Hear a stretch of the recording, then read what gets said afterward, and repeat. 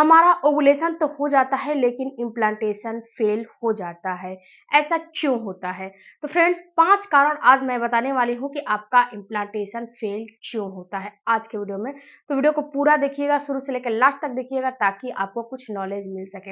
Hello family, आपका हमारे channel में बहुत-बहुत स्वागत है फ्रेंड्स। अगर चैनल पे नए होंगे, चैनल को subscribe, support, bell icon press ज़रूर कीजिएगा ताकि जब भी जैसे भी वीडियो अपलोड हो सबसे पहले नोटिफिकेशन आपके पास चला जाए।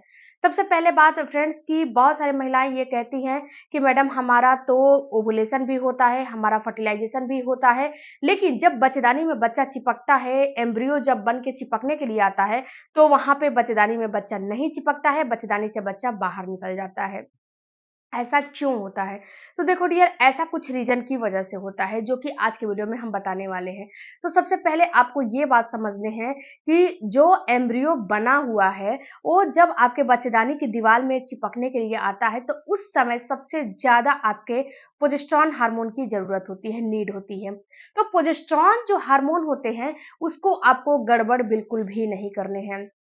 कोई भी ऐसा मिस्टेक, कोई भी ऐसा काम नहीं करना है जिससे कि आपका प्रोजेस्टेरॉन हार्मोन का लेवल कम हो।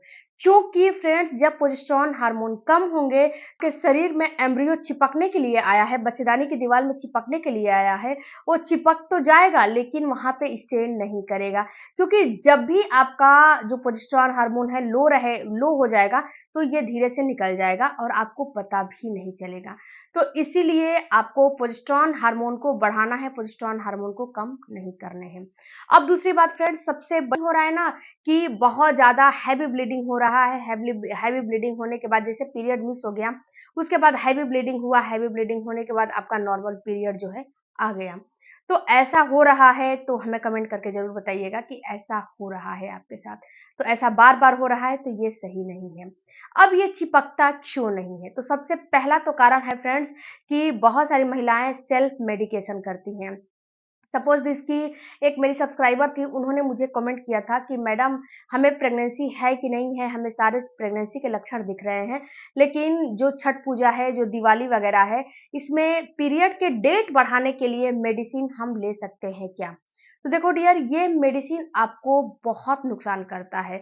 ये मेडिसिन क्या करता है कि आपके हार्मोन को डिस्टर्ब कर देता है, आपका हार्मोन बिल्कुल गड़बड़ हो जाता है और आप 3 से 6 महीना पीछे की तरफ चले जाते हो। आप जो अपने हार्मोन को बैलेंस करते अपने रेगुलर रूटीन को सही करते यहाँ तक आए हो, अगर ये एक बार दवाई ले लेते हो, मेडिसिन ले लेते हो, तो ये क्या होता है कि आप 3 से 6 महीना पीछे चले जाते हो और आपको पता नहीं चलता है। फिर से आप ट्राई करते हो तो फिर से उतना ही मेहनत आपको करना पड़ेगा। तो आपको हार्मोन डिस्टर्ब करने वाले किसी भी प्रकार के मेडिसिन का इस्तेमाल नहीं करने हैं और सेल्फ मेडिकेशन बिल्कुल भी नहीं करने हैं। ये बात आप समझ लीजिए कि खुद से डॉक्टर आपको नहीं बनने हैं। जब खुद से डॉक्टर बनने की कोशिश करोगे ना, तो ये दिक्कतें आपके सामने उत्पन्न हो जाएँगी। ये बात आप जो है बहुत अच्छे से समझ लो। तो आपको कभी भी सेल्फ मेडिकेशन नहीं करने चाहिए और इस तरह के कभी भी मेडिसिन वगैरह नहीं लेने चाहिए। हाँ, अगर आपका पीरियड का डेट जैसे कि 1 से 2 दिन आगे आने वाला है, तो 2 दिन उसको आगे बढ़ा सकते हो। इसके ऊपर मैंने रेमेडी बनाए हैं कि आप अजवाइन, अदरक और हल्दी बॉयल करके और एक का पीरियड आने वाला रहे, जो पीरियड आपको 24 का 24 को आने वाला है, वो पीरियड 1 से 2 दिन पहले आ सकते हैं। ऐसा नहीं है कि नहीं आएगा, बिल्कुल आ सकते हैं। लेकिन सेल्फ मेडिकेशन आपको नहीं करनी है। दूसरा फ्रेंड्स कि बहुत सारे महिलाएँ जैसे कि जब नए-नए कपल होते हैं, तो क्या करते हैं कि प्रेगनेंसी ना हो या फिर प्रेगनेंसी अनप्रोटेक्टेड अनप्रोटेक्टेड रिलेशन रखते हैं और उसमें क्या होता है कि प्रेगनेंसी रुक जाती है, वो अनवांटेड का इस्तेमाल कर लेते हैं। ये अनवांटेड भी आपके हार्मोन को डिस्टर्ब करने का काम करता है और आपको फिर से जो है 6 महीना पीछे की ओर धकेल देता है, 6 महीना पीछे की तरफ आप फिर से चले जाते हो। तो आपको अनवांटेड लेना है, लेकिन बहुत इमरजेंसी हो तो लेना है, वरना अनवांटेड बेवजह का आपको नहीं लेना चाहिए। और हर बार अनवांटेड का इस्तेमाल नहीं करना चाहिए क्योंकि ये सारे चीज़ आपको नुकसान करते हैं।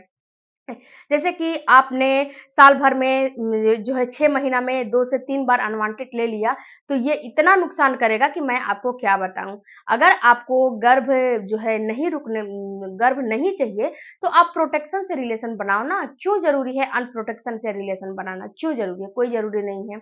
तो इस बात को आप थोड़ा-सा प्लान करो कि आपको प्रेगनेंसी चाहिए कि नहीं चाहिए, ओके? नहीं तो आगे चल के आपको काफ़ी दिक्कतें होने लगेंगी। इससे भी क्या होता है कि आपकी बच्चेदानी की दीवार जो है बिल्कुल वीक हो जाती है, कमज़ोर हो जाती है। ये सारा चीज़ उसी के ऊपर अब जो है इफ़ेक्ट डालते हैं आपके हार्मोन्स के ऊपर, और जब आपके हार्मोन्स के ऊपर इफ़ेक्ट डालेंगे तो सारा आपके अंडे की क्वालिटी और बच्चेदानी की दीवार दोनों के ऊपर इफ़ेक्ट पड़ेगा।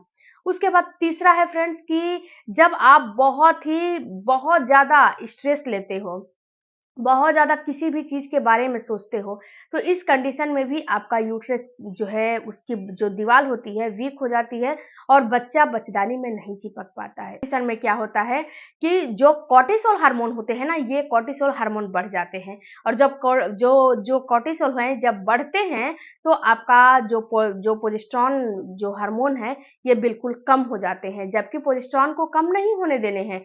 कॉर्टिसोल आपके शुरू में बढ़ेंगे तो एस्ट्रोजन और आपके एलएचएफएसएच आपके कॉर्टिसोल हार्मोन को बढ़ा देता है, और जब कॉर्टिसोल बढ़ जाता है तो सारा हार्मोन आपका कम हो जाता है, जिससे कि आपके बच्चेदानी में बच्चा नहीं चिपक पाता है। तो आपको बहुत ही ज़्यादा स्ट्रेस भी नहीं लेना चाहिए, इससे भी आपके बच्चेदानी में बच्चा नहीं चिपकता है। इसके साथ फ्रेंड्स, अगर आप जैसे कि बहुत ज़्यादा जो है कैफ़ीन वगैरह का इस्तेमाल करते हो, बहुत ज़्यादा स्मोकिंग वगैरह का इस्तेमाल करते हो, अगर आप भी नहीं करते हो, लेकिन आपके पार्टनर करता है और वहाँ पे आप जो है आपके सामने करता है, उसका जो धुआँ है आप अंदर लेते हो, जैसे कि आपके सामने है जो है स्मोकिंग वगैरह हो रहा है और आप उसका जो है धुआँ वगैरह आपके अंदर जा रहा है, तो ये और भी खतरनाक होता है। अगर आप कैफ़ीन वगैरह का इस्तेमाल करते हो तो ये भी बहुत ज़्यादा खतरनाक होता है। इससे भी आपके बच्चेदानी में बच्चा नहीं चिपकता है।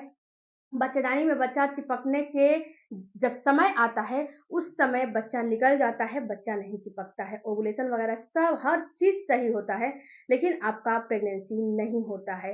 तो अगर आपके हस्बैंड भी जो है स्मोकिंग वगैरह, ड्रिंकिंग वगैरह करते हैं, तो थोड़ा-सा जब आप इम्प्लांटेशन के टाइम पे आ जाते हो, तो थोड़ा-सा उनसे दूरी बना के रहो, क्योंकि उनका जो चीज़ होता है ना, वो सारा चीज़ आपके अंदर भी वो चीज़ महसूस होता है और वो चीज़ नुकसान करता है। ऐसा नहीं है कि नुकसान नहीं करता है, बिल्कुल नुकसान करता है। तो थोड़ा-सा उनको समझाओ या फिर उनसे थोड़ा-सा दूरी बना के रखो, और आपको तो कभी भी स्मोकिंग वगैरह, ड्रिंकिंग वगैरह करना ही नहीं चाहिए। अगर आपको चाहिए, माँ बनने की आपको इच्छा है, तो कभी भी ड्रिंकिंग, स्मोकिंग वगैरह कुछ भी आप मत करो, अगर प्रेगनेंसी आपको चाहिए तो। उसके साथ-साथ फ्रेंड्स, जो अगला कारण होता है आपके बच्चेदानी में बच्चा ना चिपकने का, और ये होता है फ्रेंड्स कि आप जब इम्प्लांटेशन के टाइम आते हैं, उस समय आप एक बहुत ही हैवी वर्कआउट, हैवी एक्सरसाइज और बहुत ही ज़्यादा अपने ऊपर वर्कलोड ले लेते हो। इससे भी आपका क्या होता है कि हार्मोन गड़बड़ होता है और आपका इम्प्लांटेशन फेल हो जाते हैं। क्योंकि जब आपके ऊपर वर्कलोड बहुत ज़्यादा रहता है, तो इससे भी आपको प्रेगनेंसी नहीं होती है, ये बात आप समझ लीजिए। इससे भी आपके बच्चेदानी में बच्चा नहीं चिपकता है और बच्चा निकल जाता है। उसके बाद फ्रेंड्स, अगर आपको बहुत ही ज़्यादा ब्लीडिंग वगैरह होता है, पीरियड इर्रेगुलर है, तो इससे भी आपका बच्चेदानी वीक हो जाता है और बच्चेदानी में बच्चा चिपकने में असमर्थ हो जाता है और बच्चेदानी में बच्चा नहीं चिपक सारे आपको कारण बताए हैं। इन कारणों पे आप गौर करो और आप ये देखो कि आपको कौन से कारण आप में दिखाई दे रहे हैं कि आपके बच्चेदानी में बच्चा नहीं चिपक रहा है। क्योंकि फ्रेंड्स, अगर इन सारे कारणों पे आप गौर नहीं करोगे, तो आपको आगे चल के खतरा ज़रूर होगा। ये बात आप समझ लो। फ्रेंड्स, अगर वीडियो अच्छा लगा होगा तो चैनल को सपोर्ट कीजिएगा, सब्सक्राइब कीजिएगा। अगला वीडियो किस टॉपिक पे चाहिए आपको हमें कमेंट करके ज़रूर बताइएगा। मिलते हैं अगले वीडियो